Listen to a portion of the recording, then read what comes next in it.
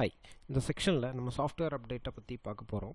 So அதில் என்ன section நம்ம பார்க்க போகிறோம் அப்படின்னா மாடியூல் டிசைன் அப்படிங்கிற செக்ஷன் பார்க்க போகிறோம். ஸோ இதில் என்ன அப்டேட் அப்படின்னா, ஸோ நம்ம சாஃப்ட்வேர் யூஸ் பண்ணிகிட்டு இருக்கும்போது ஏதாவது ஒரு மெனுவில், சப்போஸ் இங்கே ஐட்டம் மெனுவில் பார்க்கலாம். ஸோ எந்த டீட்டெயிலுமே வரல, நமக்கு லிஸ்ட்டில் எதுவுமே வரல. ஆடு கொடுத்த உடனே நிறைய டீட்டெயில்ஸ் வந்து நமக்கு ஹைடாக இருக்கும். ஸோ இதே மாதிரி எந்த மெனுவில் நமக்கு வந்திருந்தாலும், சப்போஸ் இங்கே சேல்ஸ்லேயும் அந்த மாதிரி தான் இருக்குது. அந்த மாதிரி இருந்துச்சு அப்படின்னா நம்ம லாக் அவுட் பண்ணி லாகின் பண்ணுற மாதிரி இருக்கும்.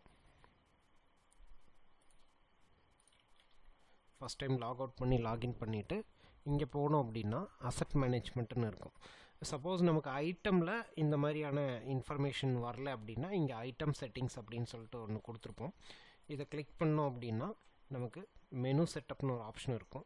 இங்கே வந்து நமக்கு என்னென்ன ஃபீல்டு வந்து வேணுமோ அந்த ஃபீல்டை நம்ம செலக்ட் பண்ணிவிட்டு சப்மிட் பண்ணிட்டோம் அப்படின்னா அந்த ஃபீல்டு வந்து நமக்கு வந்துடும். ஸோ இது நமக்கு ரிஃப்ளெக்ட் ஆகணும் அப்படின்னா லாக் அவுட் பண்ணி லாகின் பண்ணுற மாதிரி இருக்கும்.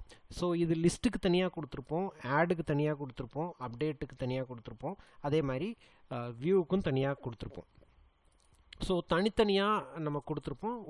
தனித்தனியாக செட் பண்ண வேண்டிய அவசியம் இங்கே இருக்குது. உங்களுக்கு கீழே யூசர்ஸ் நிறைய பேர் இருக்காங்க அப்படிங்கிற மாதிரி இருந்துச்சு அப்படின்னா ஒருத்தங்களாகவும் செட் பண்ணிக்கலாம். ஒருத்தங்களும் என்ன பார்க்கணும் அப்படிங்கிறத நம்ம செட் பண்ணிக்க முடியும். இல்லைன்னா நம்ம ஆல் செலக்ட் பண்ணிவிட்டு கூட, மல்டிபிள் யூசர்ஸ் இருந்தாங்க அப்படின்னா ஆல் செலக்ட் பண்ணிவிட்டு கூட நம்ம அதை பண்ணிக்க முடியும். ஸோ இதை பண்ணிவிட்டு நம்ம லாக் அவுட் பண்ணி லாகின் பண்ணோம் அப்படின்னா நமக்கு தேவையான மெனு வந்துடும். ஸோ அது இங்கே எப்படி அப்ளிகபிள் ஆகுதுங்கிறத பார்க்கலாம்.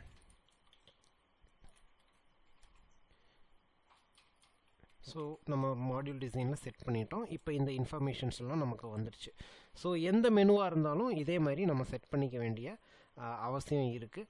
ஸோ ஃப்யூச்சரில் வந்து இந்த மாதிரி ஏதாவது ஸ்க்ரீன் வந்து நமக்கு இருந்துச்சு அப்படின்னா நம்ம மாடியூல் டிசைனில் போயிட்டு செட் பண்ணிக்கணும். தேங்க்யூ.